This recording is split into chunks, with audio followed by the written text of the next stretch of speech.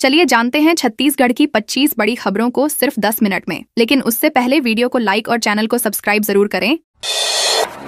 बालोद में रिश्वत लेते पकड़े गए 2 कर्मचारी निलंबित। छत्तीसगढ़ के बालोद जिले में रिश्वत लेते रंगे हाथों पकड़े गए 2 कर्मचारियों को विभाग ने तत्काल निलंबित कर दिया है। 16 अक्टूबर को एसीबी रायपुर टीम ने सीएमएचओ कार्यालय के लिपिक युगल किशोर साहू और सहायक ग्रेड 2 सुरेंद्र कुमार सोनकर को 30,000 रुपए की रिश्वत लेते पकड़ा था। दोनों को स्वास्थ्य विभाग ने अनुशासनहीनता के चलते निलंबित कर दिया है। यह कार्रवाई संभागीय संयुक्त संचालक स्वास्थ्य सेवाएं रायपुर दुर्ग की ओर से की गई।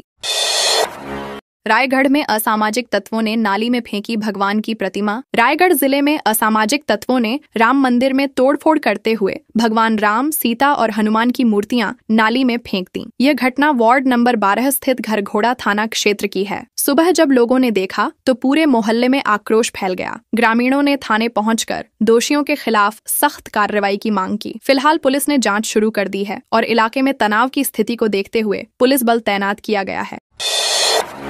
सख्ती में नशे में धुत डॉक्टर का वीडियो हुआ वायरल। सख्ती जिले के मालखरौदा सामुदायिक स्वास्थ्य केंद्र में तैनात डॉक्टर कृष्णा कुमार सिदार का शराब के नशे में मरीजों के सामने गिरते हुए वीडियो सामने आया है। 25 अक्टूबर का यह वीडियो सोशल मीडिया पर तेजी से वायरल हो रहा है। स्वास्थ्य विभाग ने डॉक्टर को कारण बताओ नोटिस जारी किया है। वीडियो में डॉक्टर मरीज के पैर पर गिरते और खुद को संभालने में असमर्थ नजर आ रहे हैं। इस घटना ने अस्पताल प्रशासन की कार्यप्रणाली पर सवाल खड़े कर दिए हैं। रायपुर में क्रांति सेना के कार्यकर्ता और पदाधिकारियों को किया गया हाउस अरेस्ट। रायपुर में छत्तीसगढ़ महतारी की मूर्ति तोड़फोड़ के विरोध में जोहार छत्तीसगढ़ पार्टी ने बंद का ऐलान किया, लेकिन पुलिस ने किसी अप्रिय घटना से बचने के लिए क्रांति सेना के कई पदाधिकारियों को चंद्राकर हॉस्टल में हाउस अरेस्ट कर दिया। अंदर मौजूद पदाधिकारी अमित बघेल अपने कार्यकर्ताओं को संबोधित कर रहे हैं। पुलिस ने दरवाजे पर ताला लगा दिया है। हालांकि बंद को चैम्बर ऑफ कॉमर्स का समर्थन नहीं मिला और शहर में दुकानें सामान्य रूप से खुली हैं। रायपुर में धरना प्रदर्शन पर लगेगा शुल्क। अब रायपुर में सार्वजनिक स्थानों पर धरना प्रदर्शन या पंडाल लगाने पर शुल्क देना अनिवार्य होगा। नगर निगम ने आदेश जारी कर बताया कि धरने के लिए 500 रुपए और पंडाल के लिए 5 रुपए प्रति वर्ग फुट की दर से शुल्क लिया जाएगा। नगर निगम के इस फैसले का कई संगठनों और नेताओं ने विरोध किया है। उनका कहना है कि यह जनता की आवाज दबाने की कोशिश है। वहीं प्रशासन का कहना है कि यह निर्णय व्यवस्था और सुरक्षा बनाए रखने के लिए लिया गया है।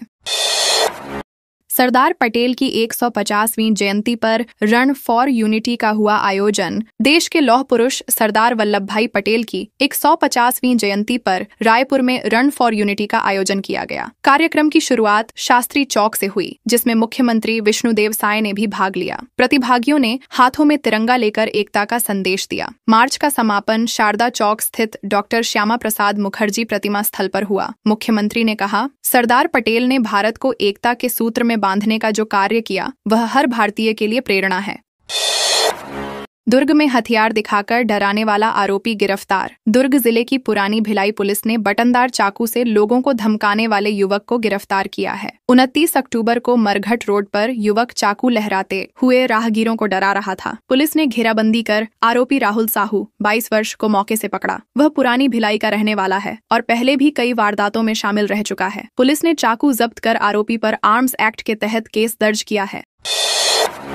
गुजरात में चमकी छत्तीसगढ़ की झांकी। गुजरात के एकता नगर में सरदार पटेल की 150वीं जयंती पर आयोजित राष्ट्रीय एकता परेड में छत्तीसगढ़ की झांकी ने सबका दिल जीत लिया। बस्तर की धरती, संस्कृति, सृजन और प्रगति की गाथा थीम पर आधारित इस झांकी में बस्तर की परंपरा और आधुनिक विकास का संगम दिखाया गया। प्रधानमंत्री नरेंद्र मोदी ने झांकी की प्रशंसा करते हुए कहा कि यह नए भारत के समावेशी विकास की जीवंत झलक है।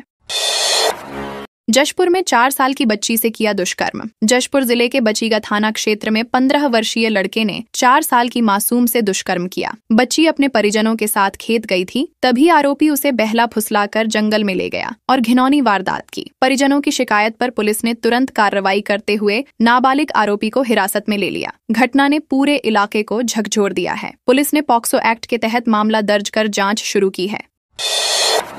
बारिश में भी रन फॉर यूनिटी में उमड़ा जनसैलाब। लौह पुरुष सरदार वल्लभ भाई पटेल की 150वीं जयंती पर मनेंद्रगढ़, चिरमिरी, भरतपुर में रन फॉर यूनिटी का आयोजन हुआ। लगातार बारिश के बावजूद लोगों का उत्साह कम नहीं हुआ। मिनी स्टेडियम से शुरू हुई यह दौड़ नगर के प्रमुख मार्गों से होते हुए आमाखेरवा मैदान तक पहुंची। सैकड़ों नागरिकों, विद्यार्थियों, पुलिसकर्मियों और समाज सेवियों ने इसमें भाग लेकर एक भारत श्रेष्ठ भारत का संदेश दिया। आयोजन में प्रशासन और पुलिस की मौजूदगी से माहौल ऊर्जा और एकता से भरा नजर आया।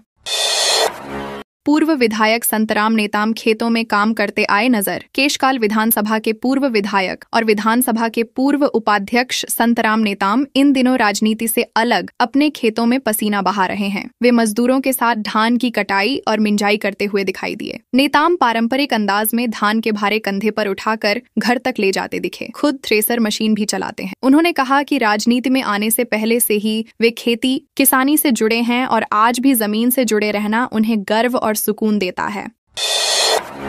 मोंथा तूफान के असर से उत्तर छत्तीसगढ़ में हुई झमाझम बारिश। चक्रवाती तूफान मोंथा के प्रभाव से उत्तर छत्तीसगढ़ के कई जिलों में रात भर झमाझम बारिश हुई। सरगुजा संभाग में घने बादल छाए रहे और कई इलाकों में बिजली कड़कने के साथ बारिश जारी रही। मौसम विभाग ने 1 नवंबर तक बारिश की संभावना जताई है। लगातार बारिश से धान की फसलों को नुकसान का खतरा बढ़ गया है। पिछले 4 दिनों से मौसम में बदलाव देखा जा रहा है, जिससे किसानों में चिंता की लहर है।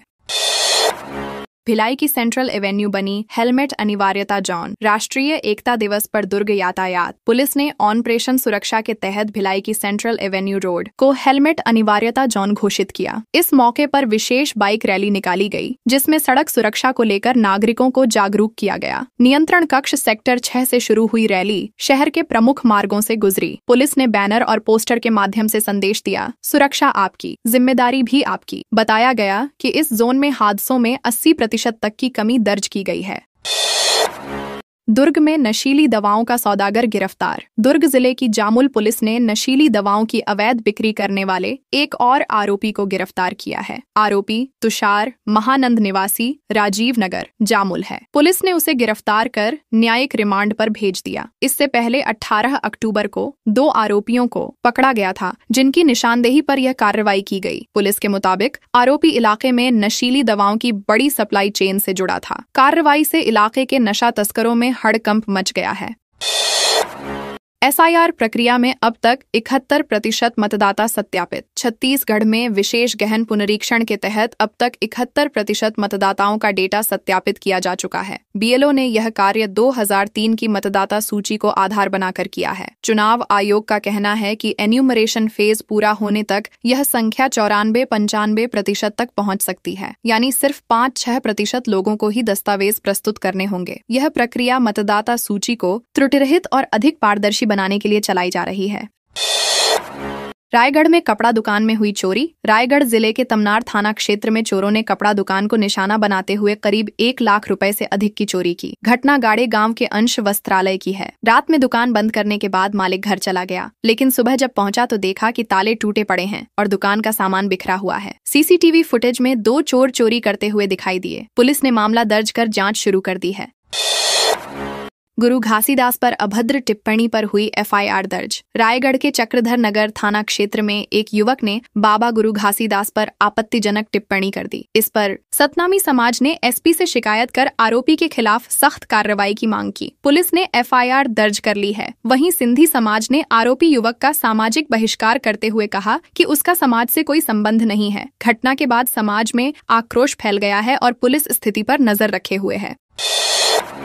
कोंडागांव पुलिस ने शहीदों की याद में लगाया एकता का वृक्ष। राष्ट्रीय एकता दिवस और सरदार पटेल की 150वीं जयंती पर कोंडागांव पुलिस ने एका मरम शौर्य की मिट्टी में रोपे एकता का वृक्ष कार्यक्रम का आयोजन किया। रक्षित केंद्र परिसर में हुए कार्यक्रम में पुलिस अधिकारियों और जवानों ने शहीदों की स्मृति में वृक्षारोपण किया। यह पहल शहीदों के अदम्य साहस को श्रद्धांजलि देने के साथ साथ पर्यावरण संरक्षण और राष्ट्रीय एकता का संदेश देने के लिए की गई। सभी ने देश की अखंडता और बलिदान की भावना को नमन किया।